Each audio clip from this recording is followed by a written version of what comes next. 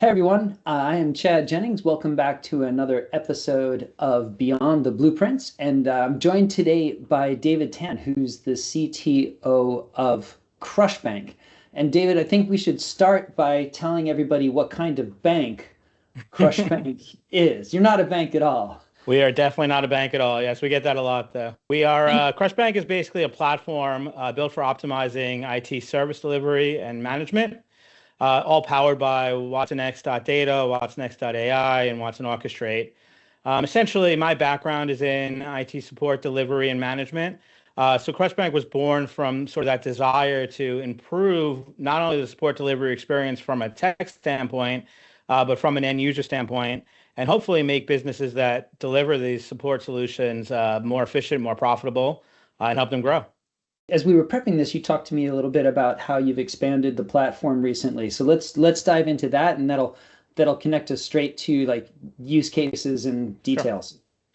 Sure. So, like I said, my background is in IT support, and you'll understand why I explain this in just a sec. I ran a managed services company for about the first 20 plus years of my career. So essentially, when we first built CrushBank, the idea was to streamline that IT support process, internal and outsourced IT providers, essentially making it faster, easier for techs to support end users, help you find information, work more quickly and efficiently. And since all the data from these organizations is in disparate systems, we're able to bring it into one place, into a central data lake, and that helps us also optimize business practices and business processes. So things like leveraging AI for automatic ticket classification, for ticket routing and triage, for prioritization, things like that, all can be leveraged off of the platform. But what's interesting is if you just sort of think about the dynamic of our customers, they are IT service providers for the most part, and they're constantly getting calls from their clients basically saying, how do I embed AI into my business? How do I deliver more AI solutions?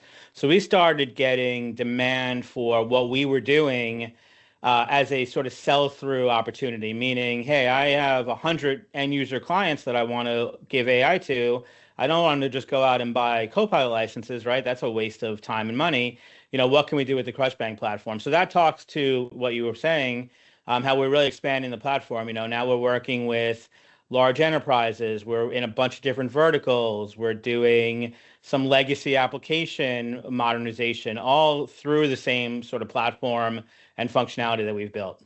It certainly speaks to the general functionality and general capability that you get when you start pulling together like disciplined data practices, generative AI, analytics and whatnot. One thing that so anyway, so I applaud the fact that your company is growing and able to leverage these in multiple dimensions. One of the things that jumped out at me as you were talking about ticket triage. Yeah, You're specifically talking about IT tickets, like, hey, this doesn't work. Can you go fix it? Or, help me sure. get better understanding about A, B, or C. As a product guy, like we deal with tickets all the time, except they're feature requests. And so Yep. I certainly had this like expansive thought in the same way that some of your other customers have, like, oh man, you should totally put this in a product backlog scenario so that you could help PMs um, prioritize. Because the technique that most PM groups use to prioritize is he or she who yells loudest in the prioritization meeting gets the funding. But we Yeah, won't exactly. go we won't go there. We could spend an entire hour talking about that. Given that the use case is like, call it ticket prioritization and ticket routing, ticket categorization, we'll kind of narrow it there, right? Obviously, there's a lot of space, additional space that you guys are covering, but we'll narrow it there. Um, why don't we go through the architecture that you guys built, and we'll skip right into the details. Absolutely, that sounds great. So here's a sort of a high level overview of our architecture and really our data ingestion process. So I think one of the things that makes us the most interesting and unique is that we're able to do this data ingestion from all these disparate systems pretty elegantly, and we streamline it. That is what I have noticed in, the Generative AI has been around, what, 3, 4 years, but we've been a Watson partner going back almost 10 years now. So what I've noticed is that this data piece obviously is always the big obstacle for people. So if you really look at this diagram sort of left to right, on the left-hand side over there, you see what we call our source data, but really that's any enterprise data, right? So anything from enterprise applications, ERP, CRM, file shares, document repositories, things like that, all that live anywhere and everywhere inside of an organization, in the cloud, and SaaS platforms. So we built a pretty sophisticated, I'll oversimplify it, ETL process around that essentially pulls that data in.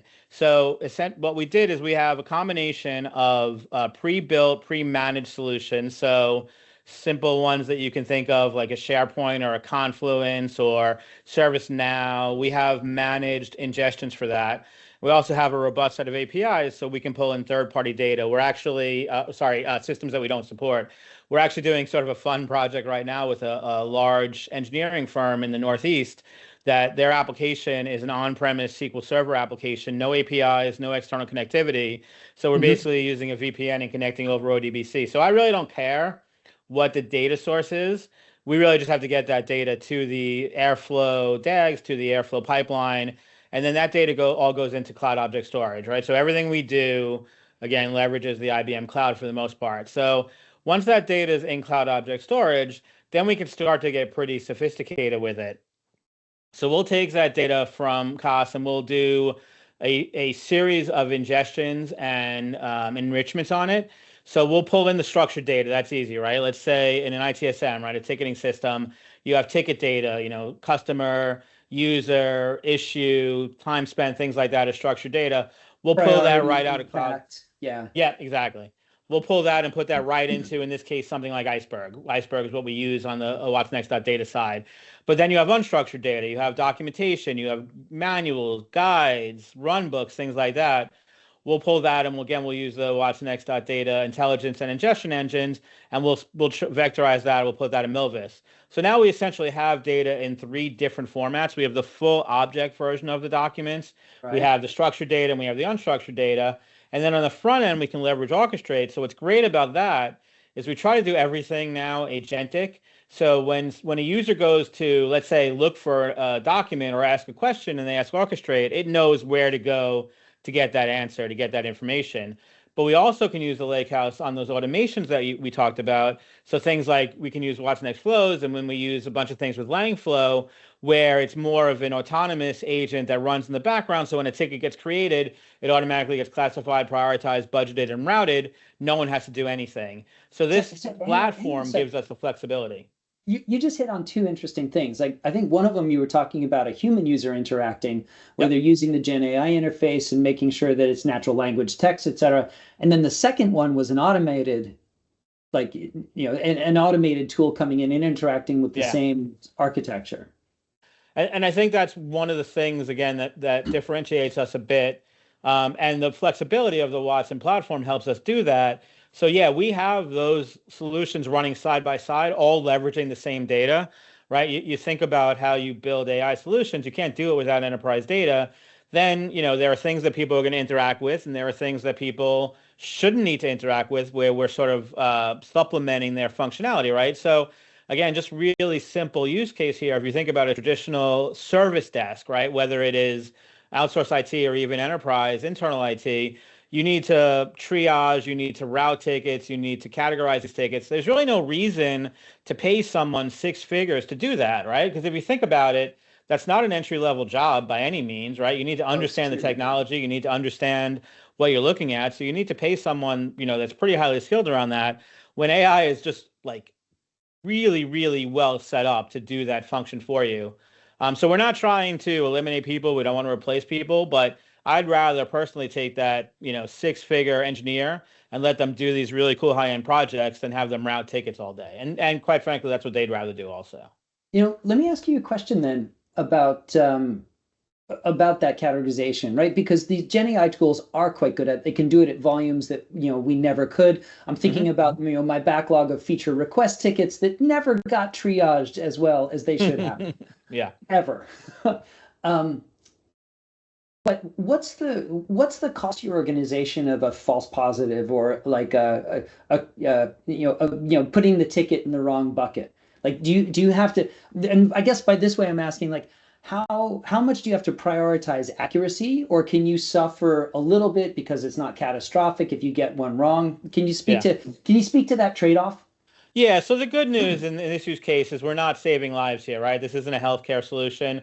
Honestly, it's not even a financial services solution, again, despite the company name, where like huge sums of money are at stake. So there's definitely a little bit of leeway there. But that being said, you don't want to prioritize or categorize these things wrong because it can kick off a chain of events, whether it's the wrong tech dealing with it, customers getting dissatisfied because they're not getting a response quickly enough, a real urgent issue not being resolved. So there is still, there is still some risk there and some cost for us doing it wrong. But we are pretty deliberate about how we do that. And I talked a little bit about this, but we have a combination of a very robust onboarding and training process. And then, the other thing I like to tell people is that not everything is just a language model you can throw data at and hope to get the right answer. So we combine large language models. We use machine learning models. We also use stochastic search. We do filtering. So we try to do the best we can to properly categorize, prioritize these tickets. Well, Funny let's thing, I'll tell let's you a really quick funny story. yeah, go. Yeah, years and years ago, not that long ago, probably like 7 or 8 years ago, I forget when it was, there was a watershed moment in AI when all the big AI vendors reached like 95% text to speech accuracy. You may remember it. Like, ironically, within like a month of each other, Google, IBM, Microsoft all said, hey, we've reached 95% speech to text accuracy. And we were in the business at the time, of course. And people were like, I can't believe it. They're making a big deal out of it only being 95%. And I said, well, you do realize that humans only get about 92% accuracy. So that's the same type of, I tell you that story because it's the same type of paradigm here, right? Like a human is more fallible than the models that we have trained to within an inch of their lives. So sure, we may get 3 to 5% of the tickets wrong. Again, there's not a huge cost in that. There's some, monetary potentially and some customer sat, but it's still doing a significantly better job in all of our testing than people do.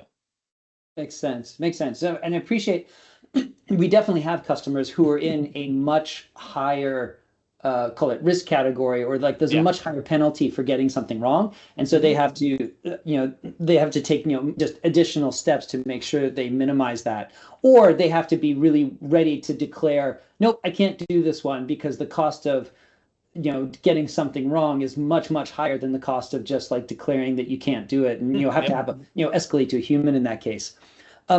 Let's talk, like, we've kind of transitioned into talking about design principles. Um, what were so accuracy was one, and how you manage that trade-off. What were some of the other design principles and requirements that guided the design that ended up with what you got on the screen here? So a couple of things that we were always worried about. Yeah, accuracy was of course first and foremost, like that goes without saying. But our underlying mission has always been to really meet the users where they are. I think far too often we risked trying to change the way people work so that we can put an elegant AI solution in there, and I think that happens a lot.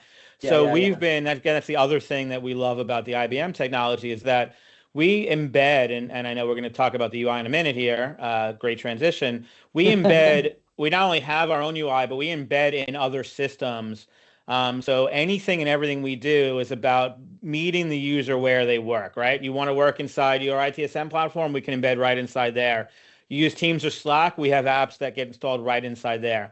So that was always the ease of accessibility was a big one for us because user adoption in AI is always a little bit of a sketchy proposition if you think about it, whether it's because people have to change the way they work, or people are afraid of what the AI can do, or they're afraid to use it because it's going to replace them, sort of things like that. So we've tried to make that as seamless as possible.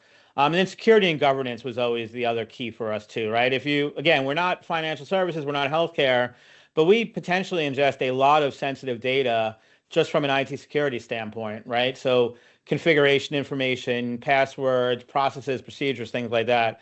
So security and governance, very critical for us. Again, being able to have the guardrails in place, look at what data is being ingested, what data is being generated, making sure that's all accurate. sort of things Right. like that. Again, we see way too many examples of people thinking they can just throw a bunch of data or documents at ChatGPT and get a good answer. And you can in a lot of cases, of course. But from an enterprise solution standpoint, if you don't have the security and compliance and governance platform underneath it, I don't think it works. Yeah, it's kind of like, the difference between throwing a bunch of docs at ChatGPT and getting an answer. Like, it's great if I'm curious about something on a Friday Sure. afternoon, but if I'm deploying to like 10,000 people, like you need a more mature level of governance, deployment, Yeah. etc. Clearly. Yeah, why don't you toss the UI up since you mentioned a couple of the UI elements? Absolutely. Okay, so I mentioned that we have a couple of different UI options. This is just your pretty basic, straightforward web application. This is our just our natural language question, or in this particular case, this is for IT companies, so you can search by ticket. You would just come in here, ask a question, and this is generally speaking a document search. So what I mean by that is if I just go and, how do I set up a VPN? Yeah, Murray. That'll come back with documents related to that client around the VPN, and these are all the documents. So this is not so much generative AI. This is more of a semantic search, leveraging the language model, interpreting the natural language question. This is a little bit of a legacy platform for us, but we do have the web UI, and you can also have chat conversations with it. And I mentioned, I was just going sorry? to ask, like, who's Mitch and Murray? Oh, Mitch and Murray. All right, so I'll give you the funny story about that. So we took this data from some real historical data that I had in my previous company, but of course I sold that company, so I am under certain restrictions. I also don't want to share any sensitive data. So what I went through the database and I essentially changed all the client names to different company names, but I wanted to come up with company names that I would remember and that might resonate and that Ah, hopefully could get a laugh. So Mitch and Murray is the real estate firm from Glengarry Glen Ross. If you look through my database, I have Teldar Paper and Endicott Steel from Wall Street. So I have a bunch of movies referenced in there. So I didn't go the typical sci-fi nerd. I was tempted to name it after the planets in Star Wars or the moons of something, but I went more the movie nerd all route. right. Okay. Well, I'll look for a Mad Men reference in there somewhere, I suppose. Yes, definitely. Sterling is on there. Yep. So I mentioned also that we like to embed inside applications. So this is not our application. This is a product called ConnectWise. It is a PSA, professional services automation, or ITSM platform. So it's for managing tickets and timesheets and customers and things like that. So if I go to my service board here and I pull up a ticket, here's Teldar Paper. That's from uh, Wall Street, like I said. So Yeah. here's the UI embedded right inside here. So this is our Very conversational cool. search. So basically, what we're doing in this particular case is this pod is context aware, so it can see this is a ticket about malware for Teldar Paper. So it'll pre-fill it with a question I might want to ask. What are the steps to remove malware from this machine? Or I can type my own questions, and this sort of becomes back and forth. And this is where, again, these are leveraging orchestrate APIs to get the orchestrate backend data and orchestrate agentic functions. Again, document search. Obviously, this is not the automation piece. That all happens behind the scenes. There's not an interesting UI for that, but this is the end user UI for it. And then, like I said, right inside Teams, right inside Slack as well. Nothing that interesting to see there. Well, then fair. I mean, I think we covered the demo, but the real, like, I think the point that people should take away from like the last few minutes here is, going the extra mile to do the work to put your product where people are, as Hmm. opposed to, just click over here to this other application is really, to be honest, as a product guy, and an adoption guy, like, Yeah. it's just a really smart way to get people to actually use your stuff. Yeah, I'll tell you, it's interesting. So you saw that application that I was embedded in as a web application, and originally we just said, "Hey, tell your text to have that application open over here on one tab, and this application open on another tab or another screen or whatever." And honestly, Chad, even that little That was bit too was like a much. bridge too far. Yeah. So yeah, it's funny as product guys, you don't think about that because you think everyone will work the way that you want them to work, but that is not the case. So On the it is contrary, good, exactly on good. the contrary. Yeah, yeah, yeah. Really good product people will realize that, like, no, even switching a tab is a context switch. Yep. That's actually like, and that it generates a pretty significant cognitive load, and sometimes people don't want to spend it. Um, let's move on then. We're talking about customers. Let's go ahead and talk about like what was some of the customer impact that you were able to generate with both the architecture, the flexibility that you made, and then the work, the extra work you did to actually put it into those UIs and those workflows that folks were already doing. So we look pretty heavily at a couple of KPIs that are very important, especially in the IT world. And the two of them that, like the first two that we focus on or did focus on, were total time to resolution. So the amount of time it takes for someone actually working on a ticket, that is straight cost out of the bottom line. And then first call resolution, right? The amount of times that the first person that picks up a ticket can solve it. And I think the keys to that are, again, it being routed to the right person, having the right data available, having the right priorities, things like that. So we see about a 25% reduction in average time to resolution. So again, you can imagine if you can get Impressive. 25% of your time and capacity back, that's Yep. huge. And about a 20% increase in first call resolution. That drives cost reduction, of course, but it also drives customer sat, which is huge for that, right? We always used to say, my motto used to be, don't let the sun set on a ticket, right? People are willing to wait, but they want the first person they deal with to solve it. They don't want you to ask a bunch of questions, and they don't want to have to be bounced around or go to someone else the next day. Yeah, So and you that's can been cheat that tremendous. don't let the sun set on a ticket by just like sending that ticket around the world to Yeah. ever more westerly. So that's cheating. Yeah. No, No, I no, we like don't do that. That's a good idea, though. I'll remember no, no, that. no, no, no. Forget I said it. And the The other other, yeah, the other please. impact really has been around the data piece. So again, we talk about the autonomous agents that run in the background. So, again, when a ticket comes in and you want to know it's about a VPN, so it's remote access, it's VPN, it's setup, or it's a repair, or it's a request, having AI properly do all of that in the background, make sure it gets done, which is, step one. You would think that that happens all the time, but it doesn't. And B is gets done accurately. So that really helps things like reporting and management and training and being proactive and sort of things like that. So a little bit harder to put a number and ROI on that. Those are much more soft costs, but they're very impactful inside the organization. Yeah, absolutely. Um, well, another question for you then, like, since you've started embedding your tech inside like other people's workflows. Let's just call it that, Slack or Sure. whatnot. Yeah. Like that opens you up for both direct sales and and partners, value-added resellers. So Yep. like how has that gone?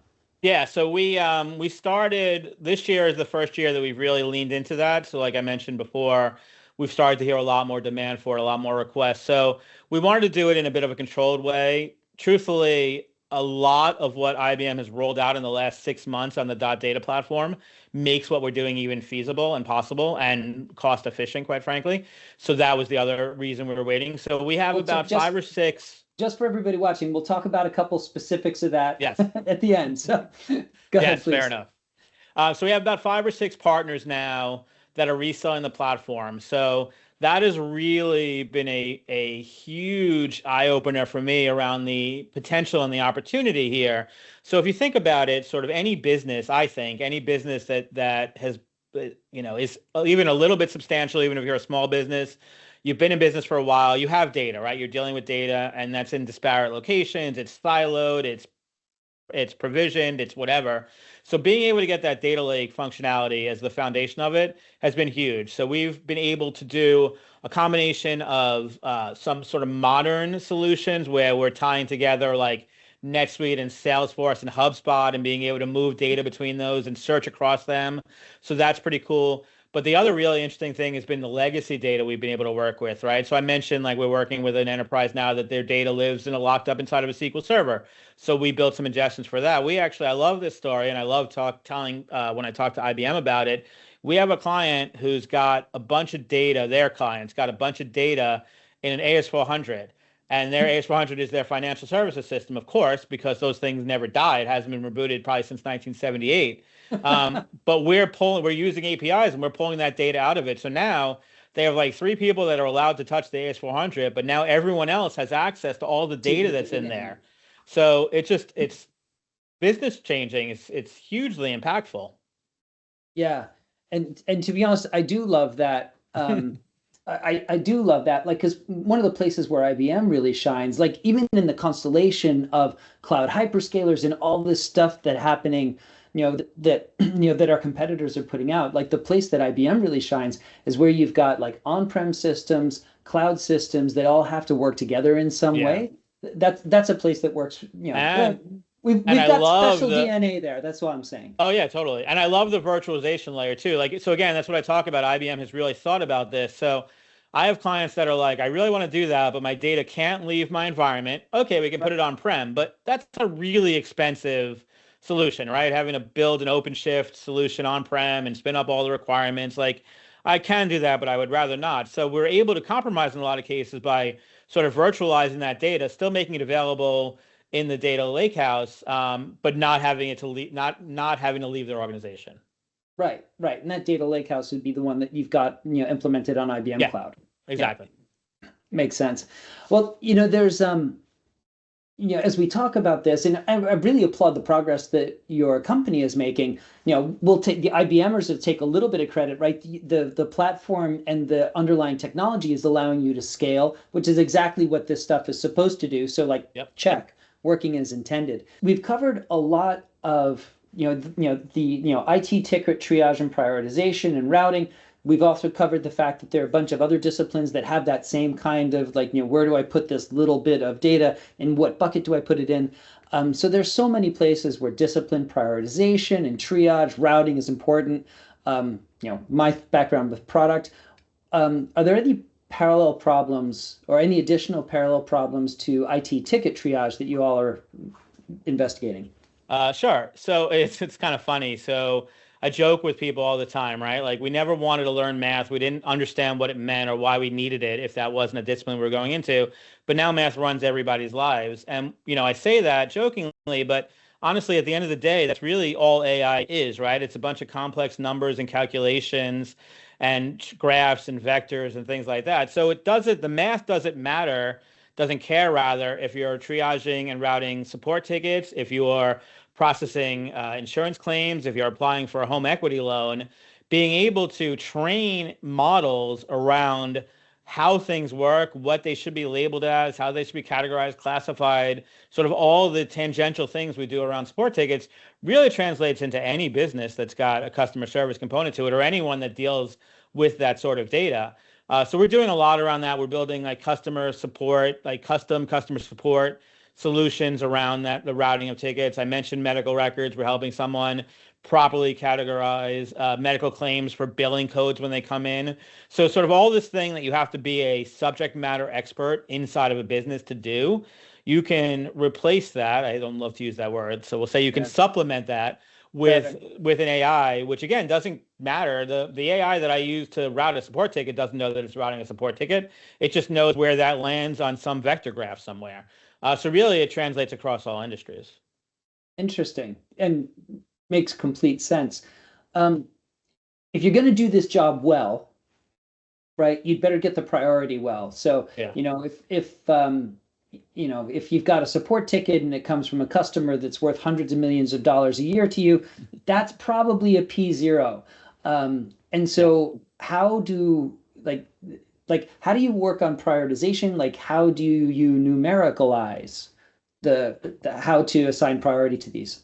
So we have a pretty robust methodology around sort of training and building these models. We use historical data, right? That's the foundation for everything. So we take historical, call it classification or prioritization data, and use that to train a language model or a machine learning model, even not even a language model. So we want to leverage what you have done, what your experts have done in the past. But to your point, that's not always good enough, right? So we combine that by using large language models to identify keywords, key phrases, concepts, things like that, that would lower or raise the priority. So just because if a ticket comes in today, for argument's sake, and it looks a lot like a ticket that came in the last couple of weeks, and it gets prioritized as like a P3 or a P4, that may not be great if it says something like the entire network is down or all systems are offline, things like that. So we're able to use the machine learning model and then supplement that with a large language model. But then we go a step further, which the example you sort of mentioned is, what if it's someone in the C-suite? Well, automatically that gets moved up, right? So we then tie it, in this case, to a structured database that says, oh, okay, this is a ticket coming in from Chad. He's important. He pays our bills. I don't want to get him mad. So let's not move that up a notch or two, things like that. So it's Thank you for really, that. again, it's not one size fits all. You have to combine, I think, different tools to get the right solution. And that's, to be honest, like that's an important takeaway for folks here, right? Like historical has, like the learned history of your business. The LLM has like the language context that may not be perfectly represented in the historical. And then, if you have like other escalation dimensions, like, the level, or, the revenue from the customer, or whatever. So it makes sense to combine those. Anyway, kudos. Let's let's go ahead and kind of wrap the, like, this is what we did. Here's the architecture. Here's the impacts. I think we've covered that well and Yep. truly. And I'm curious about looking forward. Like, what do you like? It's pretty cool. There's a lot of potential. Like, what are you unpacking for Christmas? Let's say, since we're recording this in November. Yep.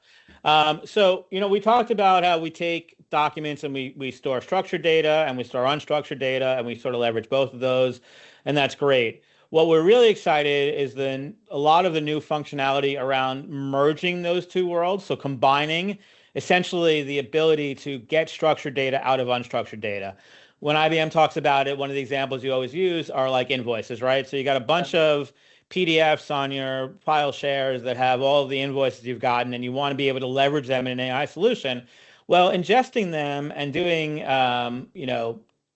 OCR on it and some other visual recognition and vectorizing it is fine, but that's a limited amount of solution. So, or limited amount of functionality, I should say. So what we really want to be able to do is leverage the whatsnext.data intelligence, the enrichment platforms, and be able to say, okay, this looks like an invoice.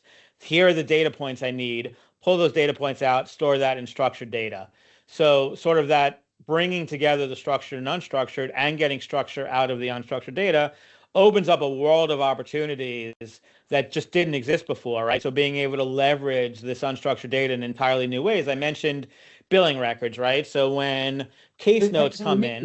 Let me jump in Yeah. real quick. We'll get to billing records in a Yeah, second, please. but I just want to make sure I let everybody know that the features, like, that's not a feature request that David just gave to No. me, right? That launched back in June, and so like David's keen to go do it. Like, I wanted to make sure the audience knew that that was already on the truck and ready to go. We'll put the link. It is. We'll put the link to that data intelligence thing in the comments. Now, billing Yeah. records. No, Go no, ahead. very fair point. We do pride ourselves on being very early adopters, so it wouldn't be out of character for me to talk about something that didn't really exist yet. But in this case, it does. We just haven't deployed it yet.